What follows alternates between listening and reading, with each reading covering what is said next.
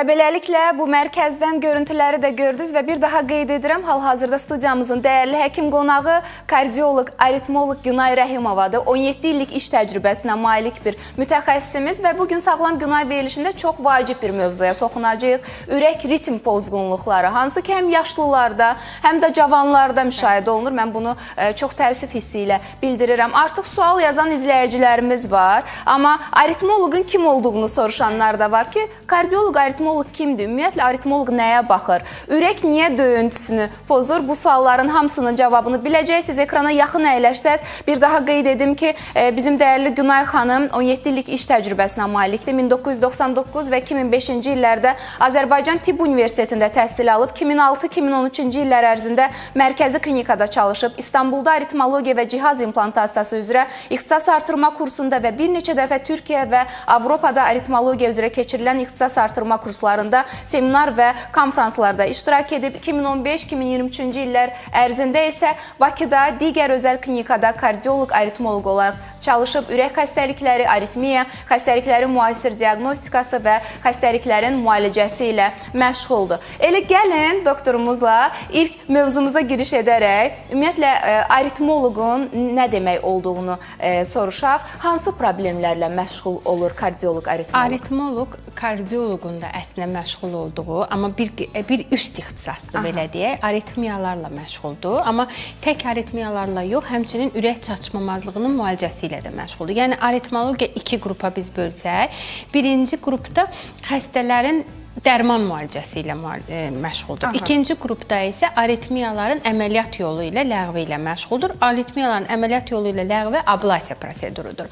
Yəni biz xəstə bizə ilk müraciət edəndə iki qrupa bölürük. Biz bu xəstəni dərmanla mı müalicə edəcəyik bunun aritmiyasını, yoxsa biz bunu bir dəfəlik dərmana heç bir təsir olmayacaq, bir dəfəlik ablasiya üsulu ilə mi edəcəyik? Onu aritmoloq özü bölür, çeşidləyir o xəstəni və hər xəstəyə öz diaqnozunu deyir. Və ikinci məşğul olduğumuz sahə ürək çatışmamazlığında ürəyə xüsusi cihazların taxılmasıdır. Bu cihazlar bir neçə növdür.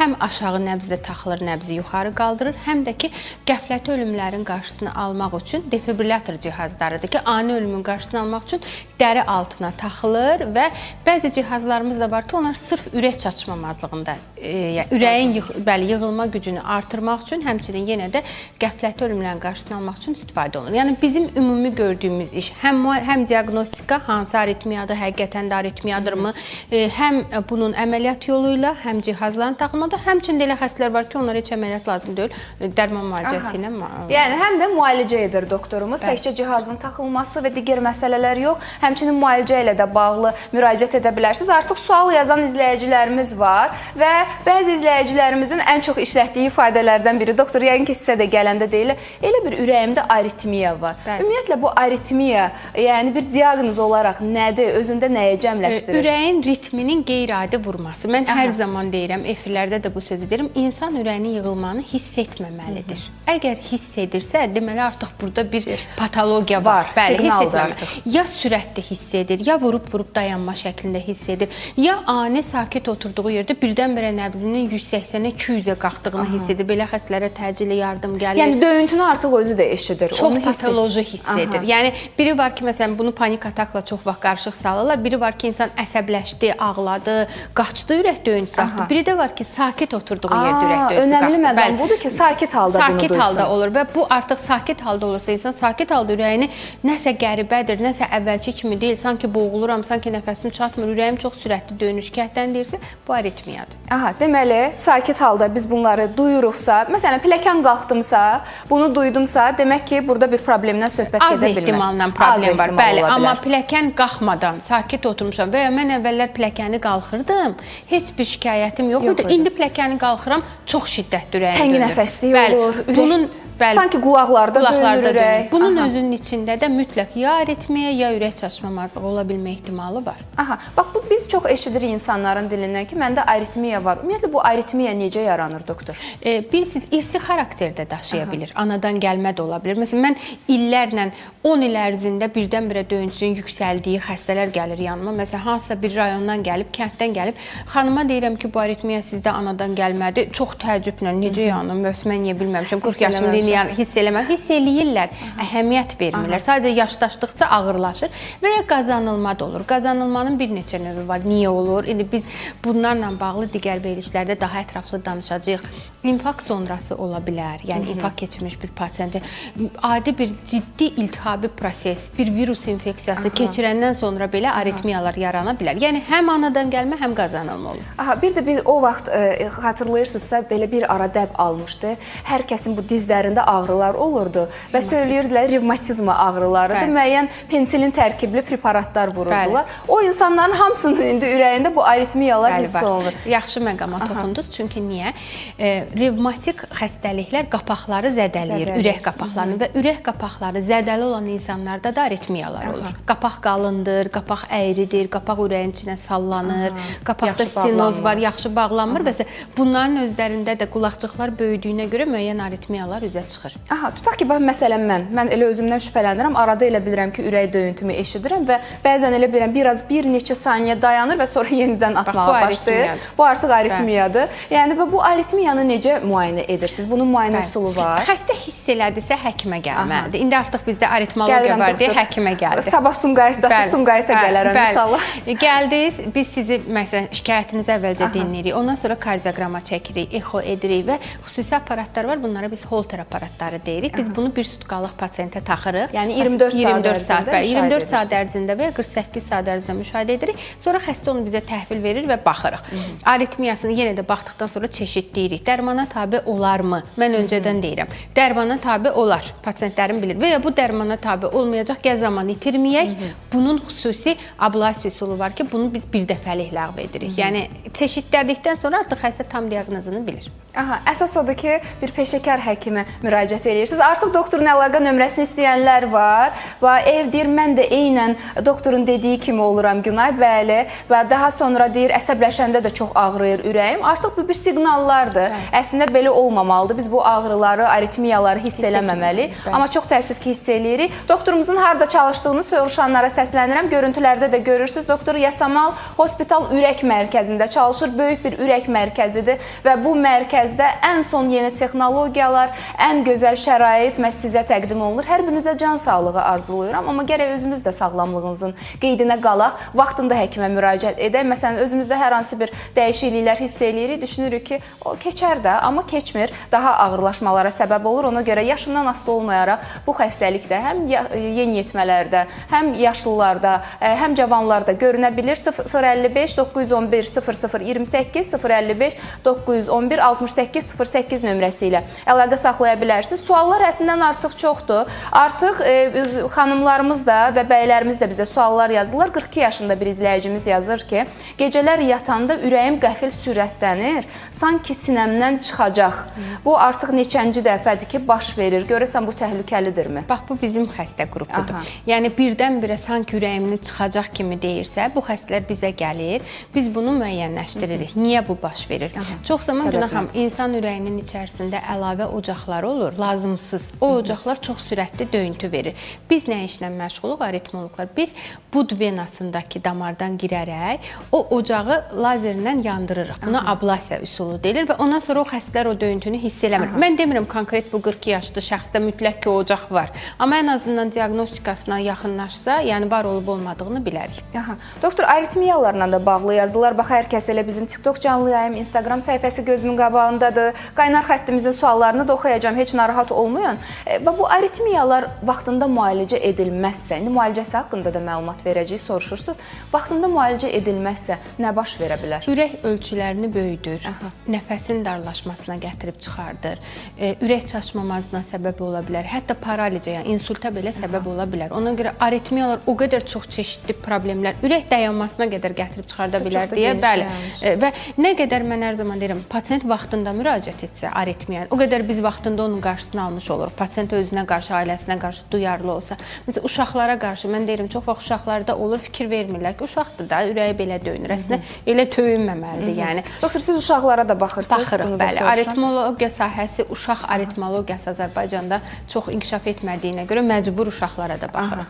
Yəni həm uşaq uşaqlar, həm yeniyetmələr, həm cavanlar, həm də yaşlılar. Bayaq elə mövzuya giriş edəndə söylədim, müasir dövrdə, yəni bu problem çox yayılıb, ən çox rast gəlinən problemlərdəndir. Bəzən görürsən ki, eşidirik ki, filankəs cavan yaşında, 40 yaşında, 42 yaşında insult oldu. Amma vaxtında bu aritmiyanı müalicə etsəydi və yaxud da doktorun dediyi ki, o aparat müalicəsinə gəlib çıxsaydı, heç bəlkə də insult da olmazdı, qarşısı alınardı. Bəlkə yox, elə belə də olardı. Və suallar var, eynən mən dediyim bir problemlə bağlı 28 yaşında bir bəy yazır. Deyir ki, birdən-birə ürəkdə boşluq hissi olur, sanki ürəyim dayanır, sonra güclü bir döyüntü gəlir. Bu da aritmiya əlamətidir, doktor. Bəli, aritmiya əlaməti. Çox vaxt bilirsiniz, bunun pasientlər nəyə bənzədir? Deyirlər, o təyyarədə anidən boşluğa düşürsən və ya maşınla gedəndə bardurun üzərindən düşürsən. Bu aritmiyadır. Bu aritmiyadır və bu şikayətlə də bağlı, bəli, biz məşğuluq, pasientlər müraciət eləyə bilərlər. 55-75 nömrəli abunəçi, sizin sualınızı oxuyuram. Günay xanım, doktoru da salamlayıram. Mənim ürəyim çox çırpınır tez-tez.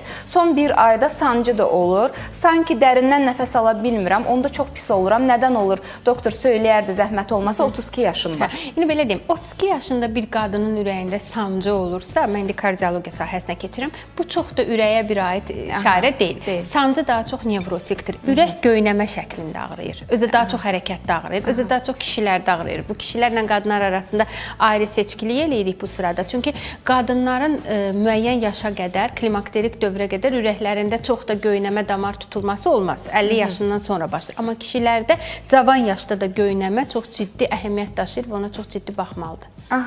Doktor, bax, müxtəlif simptomlar yazırlar. Bəziləri elə simptomlar yazırlar, qorxulu simptomlar yazırlar. Bax, hansı simptomlar olanda biz artıq dərhal həkimə müraciət etməliyik. Bəzən oturub gözləyirik, amma bu halda artıq biz gözləməyək. Birbaşa həkimə müraciət edək. Yol yeriyəndə sinənin ortasında göynəmə varsa, ani şəkildə bayılma varsa, bir də bayılma necə bayılmadır? Siz ayıldıqda heç nəyi xatırlamırsınız. Nə kənardan gələn səsləri xatırlamırsınız, nə bilmirsiniz ki, niyə bayıldınız. Bir də ayılırsınız ki, yaralanmalı bayılmışsınız.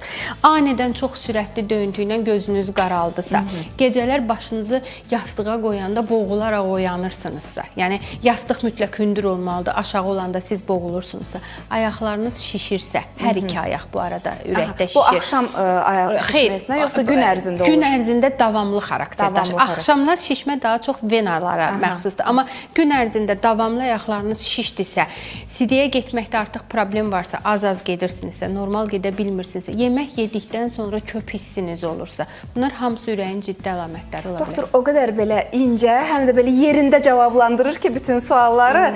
Doğrudan da dinləmək insana çox xoş olur. Ona görə də bax, bu qədər sual yazan izləyicilərimiz var. Qaynar xəttimiz yenidən sualla doldu. Mən davam edirəm Instagram suallarımızla. Deyir ki, panik atak zamanı ürəyim çox sürətli döyünür. Bu aritmiyaya çevrilə bilərmi? Yaşını da yazıb, 19 yaşı var. Yəni, hardan bilir panik atakdır? Bəli, əslində gənc yaşda da sürətli döyüntülər olur. Amma biri var ki, baxın, mən emosional stres yaşadım. Biri gəldi, məni incitdi, dalaşdım, hissəndim, başladı ürəyim döyünməyə və ya bir qapalı mühitdə qaldım, qorxdum, qapalı mühitdən başladı. Bu panik atakdır. Bununla biz məşğul deyilik, bununla nevroloqlar məşğul.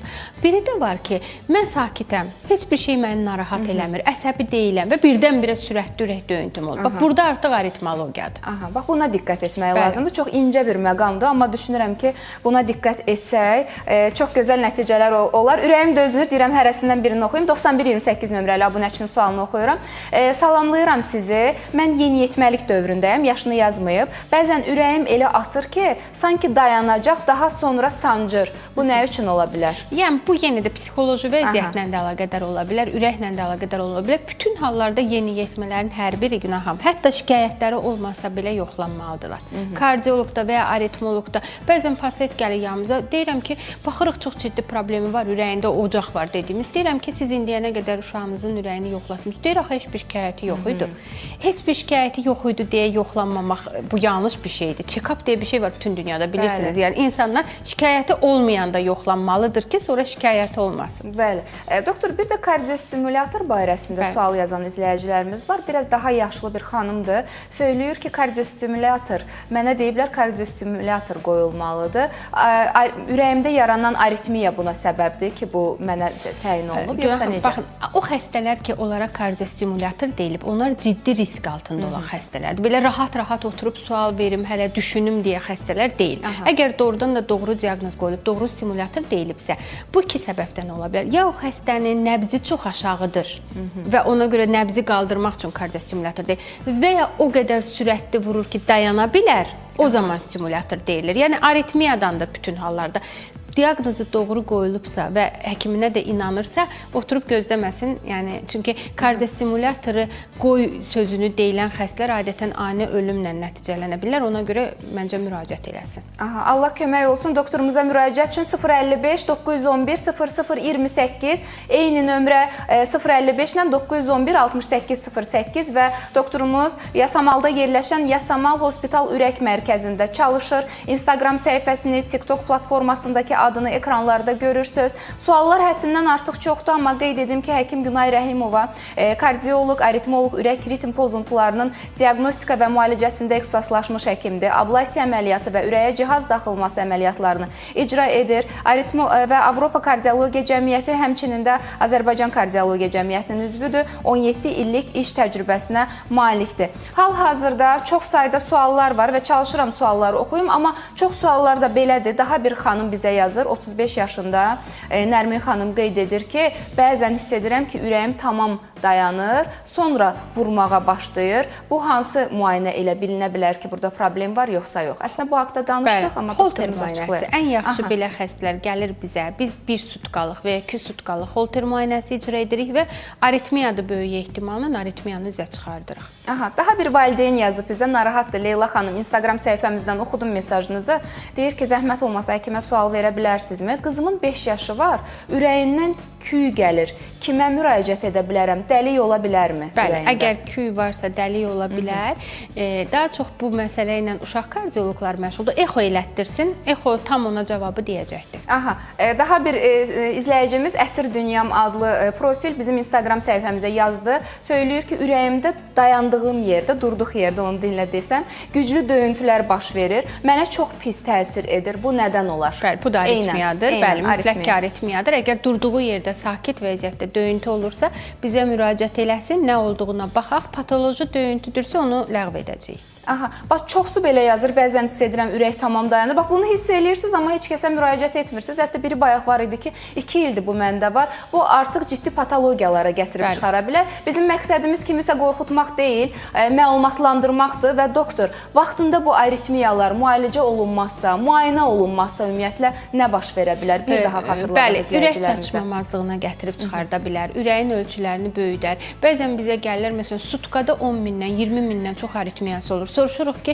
bəs bu vaxta qədər niyə heç müraciət edir? Bizə deyən olmayıbdır ki, bu ciddi bir şeydir. Bəli, ciddi bir şeydir. Xüsusən mədəciklərdən çıxan aritmiyalar ciddi xarakter daşıyır. Vaxtında nə qədər tez biz onun üzərinə düşürüksə, o qədər onun geri qayıtmasına şərait yaradırıq. Aha, bax müəyyən əlamətlər də yazırlar. Nəfəs alanda ürəyim sıxılır. Sancılarla bağlı artıq doktorumuz dedi, yenidən oxumuram, suallar həddindən artıq çoxdur. Bir maraqlı sualı da bizim bir bəy izləyicimiz yazıb. Deməli deyir, alim dayıdır sizi narahat eləyən, narahat eləmirsiniz. Xoş 63 yaşı var. Deyir, məndə şəkər və təzyiq var. Doktorun dediyi əlamətlər məndə də var. Aritmiya ola bilərmi? Ola bilər. Bir də şəkər və təzyiq xəstələrinə 2 qat diqqətli baxılmalıdır. Çünki şəkər xəstələri özləri bilmir ki, ürəyi xəstədir. Şəkər qoymur ağrını hiss eləməyə. Təzyiq ürək ölçülərini böyüdür və ya qalınlaşdırır və bu ikili kompleks gətirir həm damarların tutulmasına, buradan da o zəncirvari olaraq aritmiyaların yaranmasına gətirib çıxardır ki, bəli, şəkər və təzyiq xəstələri ümumiyyətlə aritmiyalara daha diqqətli yanaşmalıdır. Daha diqqətli olun, sağlamlığınıza diqqət ayırın. Mən çox təşəkkür edirəm bu aktivliyiniz üçün. Doktorumuz sözün əsl mənasında peşəkar bir həkimdir, kardioloq, aritmoloqdur. İllərdir onu tanıyırsınız. İndi tanımayanlar varsa da Sağlam Günayda onu tez-tez görəcəklər inşallah. Doktor, mən sizə təşəkkür edirəm. Və bir məsələni də diqqətinizə çatdırmaq istəyirəm ki, inşallah doktorumuz dekabrın 4-ü, yəni sabah Sumqayıtda yerləşən Bulvard Medical Center'da pasientləri qəbul edəcək və dekabrın 8-i, 9-u isə Gəncədə olacaqsınız inşallah. Gəncədə yerləşən Gəncə Beynəlxalq Xəstəxanada pasientlərini qəbul edəcək. Buyurub yazıla bilərsiniz. Əlaqə nömrəsini bir daha qeyd edirəm. 055 911 0028, 055 911 6808. Yeri gəlmişkən Sumqayıtdan elə bax bu dəqiqə bizə yazdılar ki, doktor harda çalışır? Bura Bakıya, Yasamala gəlməyə ehtiyacı yoxdur. Əziz Sumqayıtlılar, sabah inşallah 4 dekabr tarixində dəyərli Günay xanım, kardioloq, aritmoloq məhz Sumqayıtda Bulvard Medical Centerdə pasientləri qəbul edəcək. Buyurub yazıla bilərsiniz. Həmçinin dekabrın 8-i, 9-u Gəncədə. Gəncəlilər də sizi çox sevir, bilirəm. Salamlayırıq buradan bütün Gəncəni və tez-tez olursunuz Gəncədə. İnşallah növbəti görüş olacaq dekabrın 8-i, 9-u Gəncə Beynəlxalq Xəstəxanasında. Əlaqə nömrəsi 055 911 0028 055 911 68 08. Doktor, dəyərli vaxtınızı ayırıb gəldiyiniz üçün sizə təşəkkürümü bildirirəm. Çox sağ olun. Var olasınız. Bir daha qeyd edim ki, bizimlə bərabər kardioloq, aritmoloq Günay Rəhimova idi. Düşünürəm ki, bu mövzu ilə sizə faydalı olmağı bacardıq. Suallar həddindən artıq çoxdur, amma vaxtımız bilirsiniz ki, məhduddur. Növbəti efirdə də bu sualları səsləndirməyə çalışacağam, amma doktorun özü ilə də əlaqə saxlayıb, müayinəsinə yazılıb suallarınızı ünvanlaya bilərsiniz. Qısa aradan sonra növbəti dəyərli qonağımızla yenə sizə faydalı olmağa çalışacağıq.